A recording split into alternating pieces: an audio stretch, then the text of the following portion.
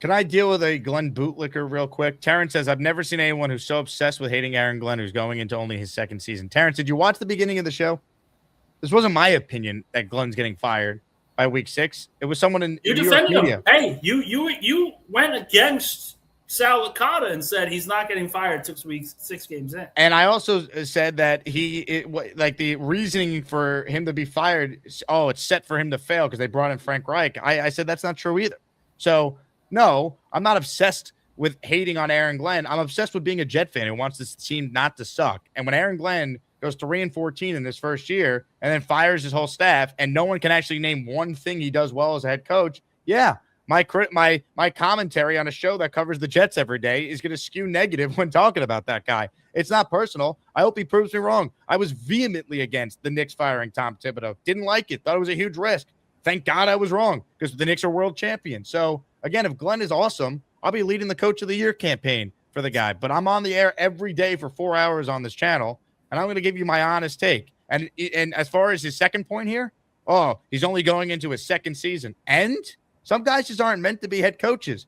Tell me how Liam Cohen did in his first year as a head coach last year. Tell me how Ben Johnson did in his first year as a head coach. Tell me how Kellen Moore did in his first year as a head coach. Tell me how Mike Vrabel did in his first year with a new team. I could keep going. Mangini made the playoffs in his first year with the Jets. Herm made the playoffs in his first year with the Jets. Rex made the AFC Championship game in his first year with the Jets. And Terrence Todd Bowles went 10-6 in his first year with the Jets. You got that one, Terrence? Does that work for you? So, yes, Glenn's going into his second year. He's lucky to even still have a job, Terrence. Goodbye. Now look what you've done.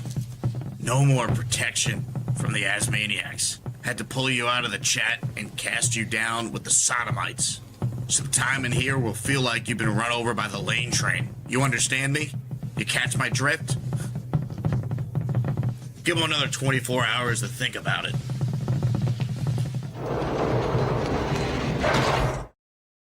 Terrence, have a great weekend.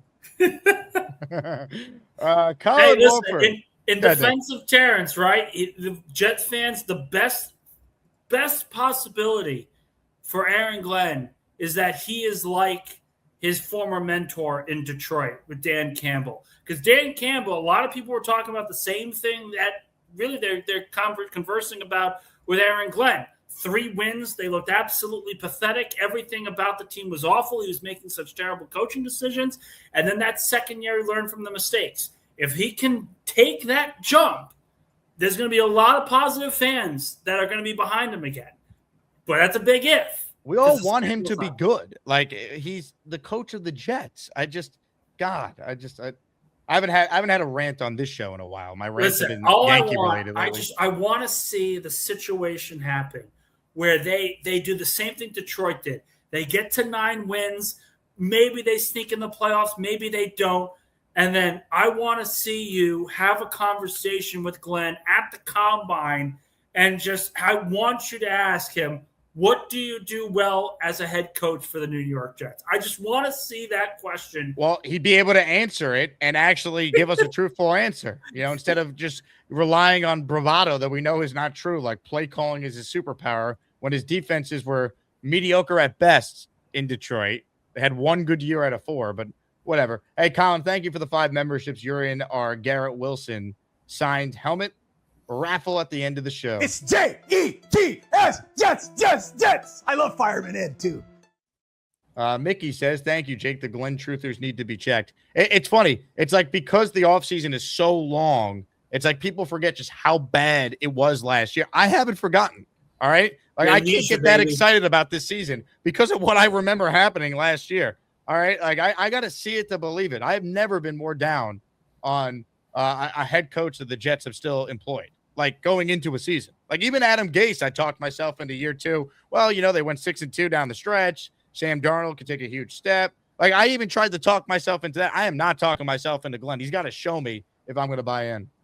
I don't necessarily blame you because if there was one side of the ball that played well last year, you can hang your hat on and say, okay, they've got something here. They're going to try to build off it. But the running game wasn't as good because the passing game was so terrible. The secondary was terrible. They didn't pick off a pass, but that was also because the defensive line was just really, really bad. They didn't have anybody that they could trust.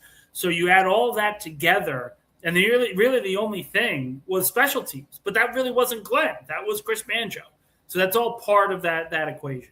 You remember when he was asked like an example of their brand of football, and he referenced a nice run they had when they were getting destroyed by the Jaguars in the fourth quarter? Oh my God, good callback by VJ. It was so bad last year. I'm convinced people just like they want to like pretend it didn't happen. Well, it's the amnesia. It's you go through 8 months of no football. You see the offseason where they've objectively done a good job. They have plenty of cap space next year. They've improved the roster. They brought in some really like the GM. I think Muji's good. And you have all that. So there are going to be some fans that are just clinging to anything positive going forward. And maybe it works out, maybe it doesn't. But that's, I think, where a lot of the false optimism comes in. Because, again, I can tell you guys right now, I think they'll win 8 games. I think they'll do all these different things. But I was saying that they were going to win 8-9 games last year at around this time. And then I remember in training camp, like the second or third week, you asked me again, where do you see the win total? And I'm like, probably a little less because just you didn't like anything you saw from Justin Fields. So you add all that together, and it just takes time. It takes time to develop. It takes time to see what works in that way. The Jake Asman Show is brought to you by PrizePicks. Check out PrizePicks right now. If you're a sports fan, they have something for everyone, especially if you're one of my listeners and you're gearing up for the upcoming Jets season. For player picks on PrizePicks, you just pick a player you like and you go more or less on a few of their stats. Check out some of the numbers they have for some of your favorite Jet players: Geno Smith, Breece Hall, Garrett Wilson, Omar Cooper Jr., Kenyon Sadiq, and many more. PrizePicks should be your go-to. And check out their new offer right now. Play your first $5 and get $150 in lineups if you win. All you need to do is sign up and use that code HMA. That's PrizePicks code HMA. Download the app now or click the link in the description to download the PrizePicks app today. Which rookie are you the most excited to be watching up close starting next week? Great question. I think it's got to be D'Angelo Ponds, man. I'm really excited to see that nickel battle in the slot between him and Jarvis Brownlee. Listen, I really like Brownlee as a player. I looked at the tape. You look at what he did last season. Obviously, he was banged up at certain points, but I thought he was a pretty quality player, a pretty quality addition from Darren Muji in that trade with the Tennessee Titans. Looked like he was going to be the future slot guy for the Jets for years to come. And then they drafted this guy, this absolute stud in D'Angelo Ponds. And again, the easy answer is David Bailey. Want to see what he looks like in pads. Would love to see what Omar Cooper and, of course, Kenyon Sadiq on the field for the first time since rookie minicamp following his hernia surgery. But D'Angelo Ponds is the kind of guy that has an attitude that can transform a secondary, that can bring a little bit of firepower, a little bit of attitude to a unit that didn't really have it last year.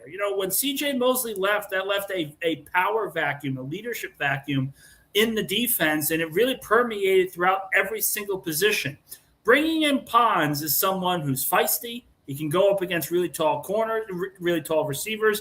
He is not fearful of anybody. I'm really excited to see what that battle looks like between him and Brownlee because he's going to be going up against Garrett Wilson. He's going to be going up against Omar Cooper. That's a matchup I can't wait to see. Comments, questions, super chats, cut the line. We have the Azzy Awards coming up. This morning was our first category. Congratulations to the top international caller nominees. The winner in a tight vote was Australian Jet fan. Today, we're going to be voting on the most opinionated Asmaniac. The Azzy Award for the most opinionated. Your nominees are Neil, Gary 3D Boxing, Black Gypsy, and Mr. Bonesy, baby. Voting a bit, so stick around. Same rules for Asmaniac Madness apply for voting. YouTube poll opens, your vote determines who advances. Other training camp questions I got for Nick. We'll do some calls as well if you want to be on the show. But first, this is from Omar, who enters the Asmaniac raffle for one entry by gifting a membership. Thank you, Omar. Yeah. This is from Sean, a super chat. He cuts the line. Funny you think he makes it to week 6. Roster might legit be worse than last year's week 1. Titans by 30. If they lose to the Titans by 30 and then go out there and lose all these other games, including the Browns at home, then yes, I could see a firing happening at that point. I might be against it, or just because what's the point? But just get to the end of the year. Yeah, but if they lose by 30, then yes, I guess something could happen. The team clearly quit on them at that point. If you lost week 1 by 30, the message didn't come across. You can't lose to your old coach starting a second-year quarterback with a brand new coaching staff by 30. They're not losing by 30, Sean. I don't care how negative you want to be. They're not going to lose by 30 week 1. Well, the other thing is this, and I again take offense to this comment, this middle part. The roster might legit be worse than last year. Guys, you had 11 games where you did not throw for over 200 yards. You failed to hit the NFL average in passing yards 11 times last season. 4 games under 100 yards throwing the football. Geno Smith alone, and I'm not saying Geno Smith is an above-average quarterback. He is what he is at this point. He's an older veteran, journeyman quarterback. Can he win you some games? Yes, but he's going to go down swinging. He's going to throw a lot of picks. He's also going to throw the ball downfield a lot. He's a massive upgrade over Justin Fields because Justin Fields is the worst quarterback in the National Football League. It's just that simple. So to sit here and say that this roster is worse this year than last year, the number 2 receiver last year was Tyler Johnson. The number 2 receiver this year is Adonai Mitchell or Omar Cooper, depending on who you want to talk about. You bring in a top pass rusher in David Bailey. Your secondary has completely transformed. Your best safety last year was Andre Cisco. And while Cisco is back, you have a 3-time All-Pro paired with him in the back end. This is a much better team talent-wise than last year. The question is this a better coached team? That's the question that needs to be answered. Well, that's it. Because again, the reason why the Jet expectations are low by most people with brains, besides the just, people that are just pie in the sky, they're going to go 10-7 every year, no matter what. The reason why the expectations are low is no one has faith in the head coach. If you told me Sean Payton was coaching the Jets, I'd have them going 9-8. I'd have them going 10-7. It's a coaching league, man. Geno with a good offensive line can be a competent quarterback. The Jets have enough talent, I believe, on both sides of the ball to go out there and be a team that should win at least 7 games from a talent standpoint. Saleh did it with worse quarterback play, which is the biggest thing you need to be able to consistently win. He won 7 games twice. Why?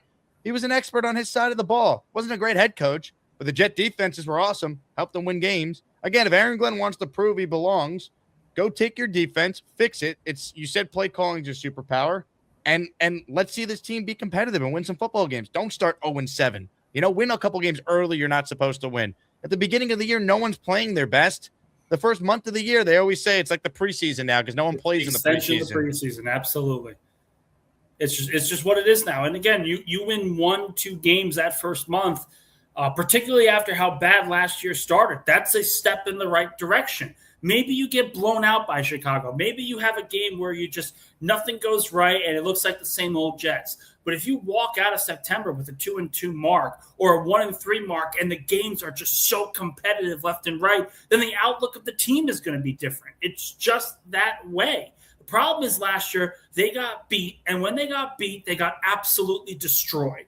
Part of that's on the quarterback, but part of that also was on the coaching staff not having the team prepared, not having enough talent, and then kind of really talking themselves up a little too much. I think the reason why Aaron Glenn was so criticized last year, apart from the losing, was because he came in with such bravado. I am going to fix this. I know what needs to be fixed.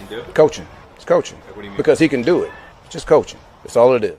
It's those kind of comments like, it's coaching. We're going to fix him up. We're going to be perfectly fine. And week in and week out, it never happened. That's part of the issue here. That's part of the frustration. And he's got to learn from those mistakes. He's got to learn from those kind of comments because it's only going to hurt him down the road if they're 6-6 and fighting for a playoff spot, but maybe they aren't exactly where people think they should be at this point.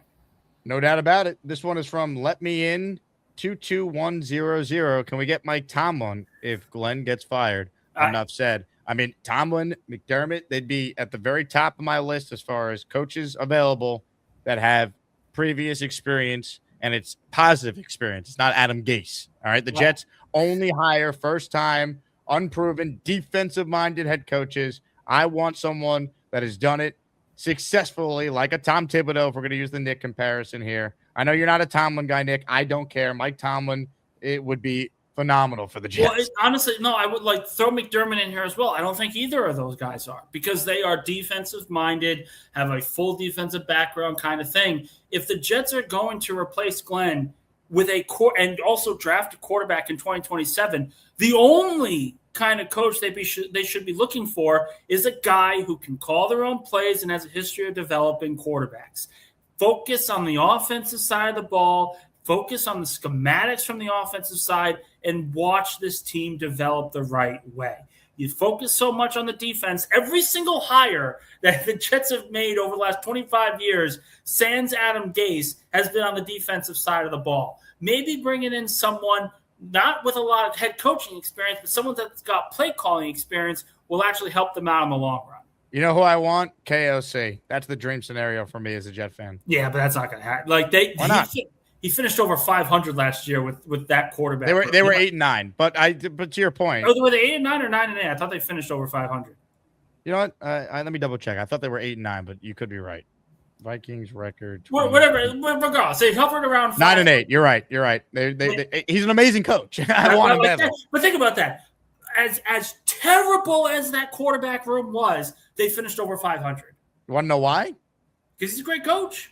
It's coaching, man. It's coaching. That's all it is. It's coaching. It's coaching. Because he can do it. It's just coaching. That's all it is. But that's also why he's not leaving. That's why they're not going to fire, because they're going to look and say, okay, this is a down year. We're not going to fire you because of it. You're still a great coach. I mean, the GM got fired. That ownership is a little wonky over there. There's some other issues from what I heard that kind of went into that outside. I would trade for KOC, by the way. I'd use one of my first and get him. I'd do the Sean Payton package, the Denver. You think Denver regrets trading for Sean Payton? Like, that's how important coaching is.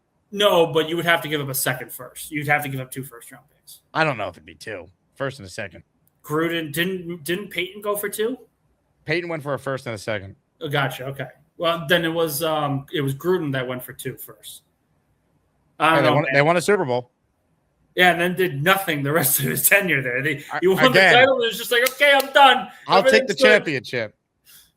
I'll take the title. AJC in the raffle for 2. I love the idea of the Bills having a first-time head coach. This team could go off the rails. They could, but they also have Josh Allen. So I don't think it will be off the rails. Yeah, what's off the rails? Is it 10-7, 9-8, and they still make the playoffs? Like, that's going to be a hard team to pick against as long as he is the starting quarterback. But I will say, you talk about teams that go off the rails. 2 of the biggest, probably most popular teams that people are picking to just have a terrible season directly impact the New York Jets. That's the Green Bay Packers, and that's the Indianapolis Colts. If both teams stink this year. Who's picking the Packers to be bad? Literally, you talk to any NFC guy.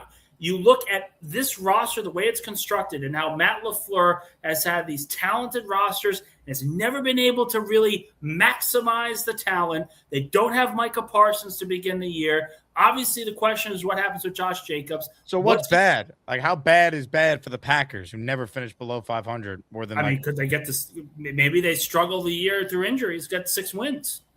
That'd be great. So do you think? All right, let me ask you this question. The Jets get the better of the Dallas or Green Bay first. Which team do they get the first from? It's the Green Bay. I will 1,000% Green Bay, because I think Dallas is going to be really good. The Christian Parker hiring hurts my soul, but that was such a great hire for the Cowboys. I think it's a no-brainer. I think the Packers will be worse than the Giants. The Jets will get that first-round pick. And then, as we've talked about, I mean, you look at the Colts. That team's a ticking time bomb, man. I don't like anything that I've seen from them this offseason. I think they're going to be really, really bad. Hey, here's the deal. Just got no chance unless you click on that like button. And you got to make sure you subscribe to the Jake Asman Show. You don't, you can get the f*** out. Now let's go, Asmaniacs. We're built for this shit.